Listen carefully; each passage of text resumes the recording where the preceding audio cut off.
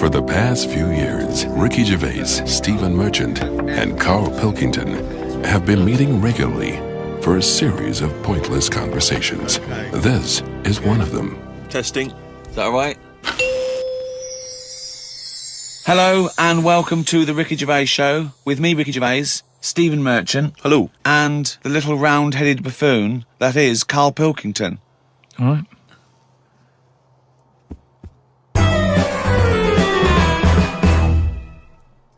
I wonder if we should have a jingle for questions for Karl, because there's a lot of questions coming in for Karl. Okay. Oh, chimpanzee, that question's for Karl. Yeah, okay, no, fair enough, that works. Okay. This is from Jim and Bob in Manchester. Karl, if you could talk to any animal, which one would it be and what would you say to it? Insect, animal, anything, fish, anything. Well, they said animal, but let's broaden it to anything. Animal, any creature. Insect is an animal. Yeah, no, but I'm just, I don't want to get it wrong. I'm just thinking about, there's a lot of stuff out there, isn't there? I'd probably go for the tortoise. Okay. Because it would take a long time to walk away from you while you were talking. No, just because... Most animals would be off straight away. Yeah. Just because they live for ages, so they'll have loads of stories. They've lived through a lot. You know what I mean? Through wars and stuff. Well, you get an old one. If you get like an old one, that's about 100 most of them have lived in a box in a garden for 52 years. No, but you get some that have been about, and even if it's in a box, you can overhear. They've really travelled, have they? Yeah. I mean, some of them have experienced more than you. Yeah. But they've broadened their horizons a bit more than you. They could probably teach you a thing or two, yeah. And what would you hope to learn from them? Just history. Right. From their very specific tortoise perspective. Other emails. We've had a lot of questions about time travel. People are fascinated about your approach to time travel. And I know we've talked about this in the past, but this is a very specific time travel question. If you had a time machine, Karl, to what event in your childhood would you travel back to and why?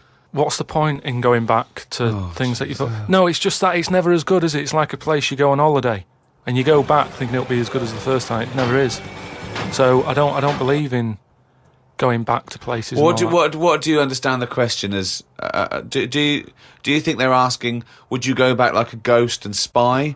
Would you go back and you've got your childhood back? You are that child again. You're in the body. You are the child, or you've got your adult head and experiences. Rick, I really don't think Karl was thinking there was any of those variations. Let's be honest. But now that you've flagged them up, I think he was thinking of him as he is now in school with a cap on. yeah. But too big for the chairs.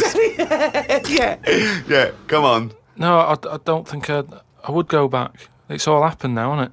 Yeah, but it's an email for our own amusement. Well, okay. Choose an event. Okay, forget the time travel thing.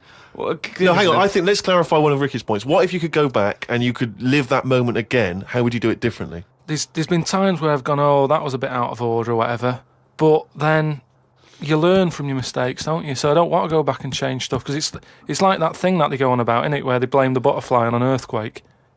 It's going to happen. If it wasn't that butterfly, it's another one. So why pass the buck, is what I'm saying. So you've got no regrets. There's nothing in your past you'd want to change or do differently? What about if you went back and you spied like a ghost on something? You couldn't change anything, but you could have a look at someone and just sort of look like like Ebenezer Scrooge does at the Ghost of Christmas Past. He goes back and he's sort of like looking at himself dancing and stuff. What would you do? What would you go back and have a look at? Yeah, but you're asking me to change. I don't want to change. You're not changing, you're just observing. It's impossible. All right, this question, it's not going to happen. You're not going to have to do this. It's impossible. Right, yeah, I nearly died once on an ice pop. Right. Right. Now, maybe if I would have died, I'd say, well, let's go back to that, and I won't have an ice pop. You wouldn't be doing the podcast if you'd have died. You wouldn't be having this email put to you. What are you That's absurd. About? You're now saying you're rewriting history and then going back to change it. Yeah. There's no need. You didn't die. And we've changed it. You can't change anything. You're just going to go back and watch something. Would you like to go back and watch yourself choking on a Mr. Freeze? No, that's what I'm saying. That's why I wouldn't go back now, because I'm all right. I haven't had one since. I've learnt a lesson. I'm not missing them ice pops. So... I don't think you're making the most of this opportunity to fantasise. I don't see the point in going back in anything. I mean, do you mean go back in time to the point of you can see, like, Rome in its working day? What, in your childhood? Was Rome about when in your childhood? Were there gladiators in your that's what I'm childhood? saying. Everything I've been through, so why see it again? Forget it. It was just a nice little question. I mean, that shows the lack of imagination Right, in Karl all right. Pilkington. Can Your I- mind can't all right, fathom what- something unless it's like, got two heads. But I don't see the point in doing something twice. Because the thing is, say if there's one good moment when I was about 6 that I loved, I'd then have to go through all the other 20 years again. Well, why? Why have you imposed that? It's a fantasy. Make it up. You could Just go say- back and come back Yeah, again. whiz back and fast forward 35 years. Nah. Brilliant. No. Like it was on offer. Like this was really on offer. Move on. Migrant workers in South China are wearing adult diapers on packed trains heading home for the New Year holiday because they've got no access to the toilet. Many supermarkets in this particular part of China have reported a 50% increase in sales of adult nappies for the train trips. Now, what do you make of that, Karl? You're on a long, long train journey, 3 hours, 4 hours. You know there's no toilet. You know you're going to need to go. Pop on a... Why isn't there any toilets? They just aren't on the trains. And they're a really long journey. Yeah. How long? Hours. Very long in China. It's a big country. I wouldn't. I couldn't do that. I couldn't do it. I'd have to hold it in or something. Just like, I mean, when I was a young kid, I don't know how young you are when you wear a nappy and that, but I remember that I didn't like it doing it in a pair of pants like that, a pair of nappies and that. And I used to have to, even when I was too small to sort of get up on the toilet and that, because you'd fall in. My mum knew that I didn't like nappies and that. I used to just go in the corner, just near the kitchen, in this thing that, like a litter tray. And I'd go there, and I'd do my thing. And, my mum used to say, oh, he's going there, don't look at him and that, because it put me off. Like cats don't like being watched when they do it.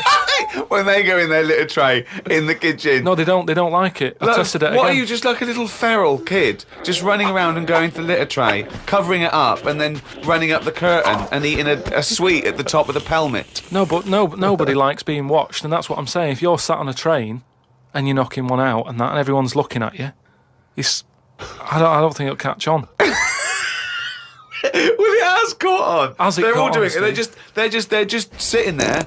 They're doing, they're reading the paper, doing Sudoku, and they're looking around when they're going. They're thinking, oh, no one knows I'm going. And everyone's thinking that, and everyone's going. I mean, what are we getting to? You know what I mean? What's going on in the world that this is happening? I know. I mean, people have always had to travel for ages. I just don't understand why there isn't a toilet on it. We're going backwards. We're going backwards. Aren't we? Why isn't there a toilet on it? Well, maybe there is, but maybe people are thinking the queue is going to take forever. If you've got 125 million people Yeah, but going not back. everybody wants to go at once. I mean, I know Chinese and all that are like at the forefront of everything that goes on in the world, inventing stuff first, but this isn't one of the best that they've come up with. What have they invented then? The Chinese just Loads of stuff, haven't they? Yeah, well, loads no, of stuff. I was going to ask you. You seem quite educated on the subject. But... They did them cat mop things that I told you about. Brilliant. I mean, This was where you put mops on the feet of cats, was that right? Yeah. And they Brilliant. wander about the house, clean up and that, wash the floor for you whilst they're pottering about.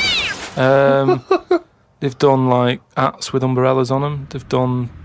I mean, they're known for like coming up with stuff first. Yeah, I mean, my first thought was gunpowder, but yeah, cats with mops is good as well. Well, now to one of our most popular features. I mean, this could even rival monkey news one day. It is monkey news. It's it's news from the point of view of a monkey, a shaved monkey. It's Karl Pilkington's diary. Oh, he's written it down, yeah. Was that the jingle, or were you just just sort annoyed of, about sort something? Okay. Went and did the podcast. We had a meeting after. I don't like meetings as I can't keep focused on what people are talking about. I think Ricky has the same problem as after 25 minutes he was trying to wrestle me. I tried to do what spiders do and stayed still as if I was dead. But Ricky just stayed on top of me, not moving. A bit like when you see one of them big snakes swallowing a sheep. Ricky got bored and released me. I went home thinking, why had I left my old job for this? A homeless man asked me for some money, but I didn't feel like I should treat him as I felt that he'd probably had a better day than me. Oh, God. Suzanne called me to say she'd gone for a haircut and that she'd meet me in the supermarket. I went to the supermarket, but she wasn't there. I called her and she said she was near the fruit aisle. I went to the fruit aisle and she wasn't there. Turns out she was in a different supermarket on the other side of town. And that if I'd listened to her properly, I'd have known that. I didn't want to say that What, you just went to the first supermarket you thought of, as opposed to listening to what supermarket? I'm in the supermarket. All right, bye. I didn't want to say that I hadn't heard her properly because my ears were ringing a bit from the wrestling from earlier. 25 minutes later, I met up with Suzanne. Her haircut wasn't that bad. Normally, her haircuts are followed by an argument between us as she pays over the odds for some daft haircut that's the latest style. Brilliant. I wish she'd take a picture out of a magazine or ask for a style rather than letting the hairdresser do what she wants. I said I only tell her to do this as she's got a square head and a close-cut hairdo makes it look squarer. She said, "What do you think of this cut?" I said it looked all right, as I couldn't be bothered arguing about it. It's weird writing a diary. I don't know who thought of doing one of these first. The last time I did one was at school. They used to get you to do it so they could keep an eye on whatever you were up to. My diary used to say the same thing every night. Got home, went to the shop to get potatoes, bread, milk. Went home, watched telly, went to bed. I think I might have gone to Twiggy's Dance Club just so I had something different to write. You've not told us about Twiggy's Dance Club. It's just, you know, I sort of, when I was a kid, I sort of gave everything a bit of a go. I did boxing and that, didn't I? Gave that a go. For about 45 minutes. And yeah, a mate sort of said, "Oh, you know, you're into your dancing, your robotics and that. You're doing your body popping, right? Body popping and that." He said, "You ought to come to Twiggy's." And I went there, but I didn't go in. It was shut. They were just having like loads of toilet rolls delivered. I think like they were like using it as a storage place for toilet rolls and that. So I said, "Oh, I've come to have a dance." And like, "Oh, not tonight. Come back tomorrow." I never went back. Brilliant. Next. What a waste of an anecdote. Right. Brilliant. Just to recap, you're convinced then that the teachers are asking you to keep diaries so they can keep tabs on you. And then to continue the diary, as there were more problems happening on the estate, they started to add Saturday and Sundays to the school diary to keep an eye on what we were doing at the weekend. I struggled to fill it on a Sunday as the shop I got potatoes and bread from was shut on a Sunday. I had to go over to Shepherd's Bush to meet someone. I got the tube. There was a badly burnt man on the tube. It's amazing how the body can continue through quite a lot of bad stuff. It got me thinking about how much stuff you could remove in your body, one by one, without dying. If it was a competition, the cockroach would win, as it can live for a week without a head. I just mean like, say if, you know, they're running out of ideas for TV programmes and that, right? They get someone who isn't well. They go, "Look, do you mind if we make a programme on you?" And what they do, they sit them in the bed and they go, "Right, what we're going to do now is take out the heart but replace it with a pacemaker." Right, No. Sorry, people with pacemakers don't have their heart taken out and a pacemaker popped in. All right then, some sort of machine. What I'm getting to is... Have you been playing Operation? What I mean is the big finale would just be a head chatting with loads of wires going into it, and it's like, look what we can do with science. That's what the programme's called. It's the same every week. The volunteer is just a head with loads of wires coming out Look of it. what we can do with science. And he's going, "Goodbye." "Oh, I feel ill." Got some post delivered to me today. It was... Oh, this is This great. makes it in the diary. Got some post delivered to me today. It was addressed to Mr. Dilkington.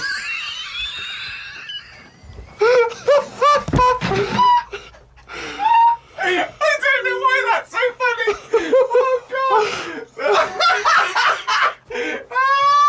God. I got some post delivered to me today. It was addressed to Mr. Dilkington. I opened it and the first sentence read, "Dear Mr. K. Dilkington, you're one of our most valuable customers." I put it in the bin.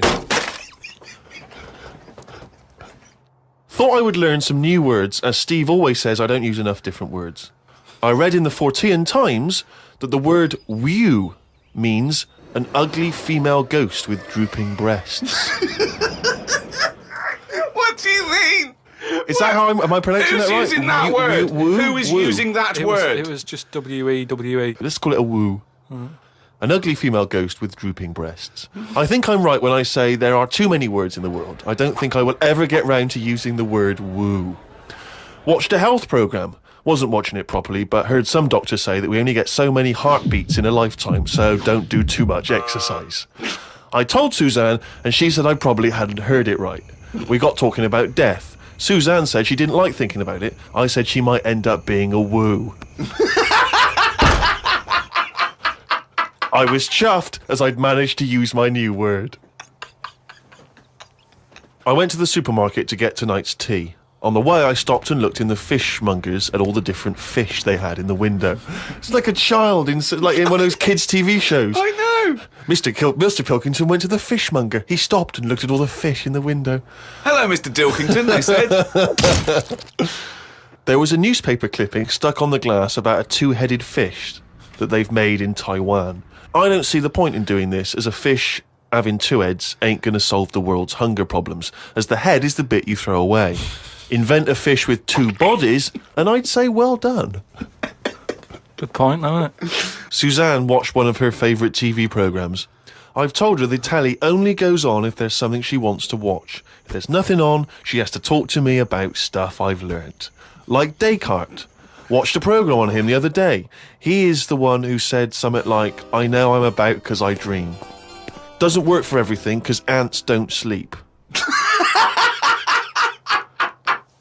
I don't know if I'd like that or not. You don't know if you would like it if you didn't ever Not sleep. sleeping. It's just one long day. I don't know. Don't know how you put up with that. Do you think it'd be a good idea? No. Why not? Because, as you said, it would get a bit boring. You know, your sleep is your rest, your time off. It helps you detoxify. It helps you sort of think things through on a subconscious level. But don't you ever get it where, I mean, sometimes it's brilliant to have a sleep when you're tired, but don't you sometimes feel that's like... the best time to have a sleep, when you're tired. No, yeah. but sometimes when you go to bed and you're not that tired and you're kind of thinking, oh, I'm going to waste some hours of my life now and I'm not really in the mood for this. Well, that's sleeping. just wishing you had longer on this earth doing creative things. I mean, if you didn't have to sleep, you could spend more time talking to a tortoise and going to the toffee shop.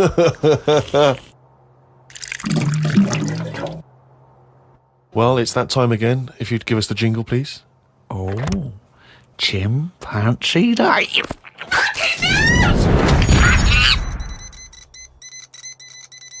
Okay, now that surely cannot be fair on anyone's ears listening.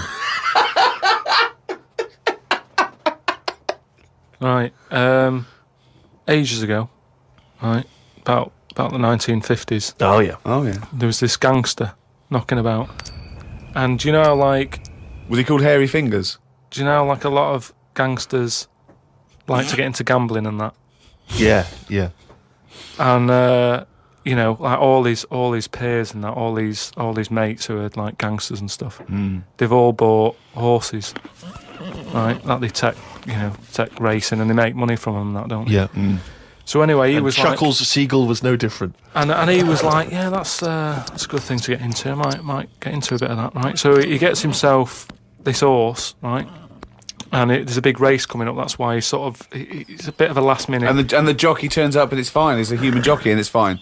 Excellent. Okay, well, that was another podcast. So anyway, please listen. Oh, hang on, next. there's more. Oh, go hang on. on. So anyway, this big race is coming up. He's like, I've got to be involved in this because definitely. I can make a lot of money out of my horse here. Choose the jockey wisely, then. So he says to his mate, he said, look, I've got myself a horse and that. He said, we just need a jockey, get someone, sort it out and what have you, so we can get in this race. So Go to the jockey club. His mate's like, yeah, all right, I'll have a word and that, have a look round and that, see if there's anyone decent. And the good thing about jockeys is there's never been a shortage of jockeys because a lot of them don't make the grade. So there's always too many jockeys to go round. Always too many human jockeys. Yeah, there's never a problem getting jockeys. Fine. Go on. So anyway, right, so his mate says, look, I'm having a problem getting a jockey. Seems odd because this Ricky's is just weird. been saying... I don't know. He's just been saying there's not a problem. What do you mean? So Just because the main problem was Go on. a lot of jockeys were aware of this gangster and were saying, I'm not getting involved with this guy. The chances are I won't get paid, he's a gangster, it's not No, worth you it. would do it if it was a gangster asking you.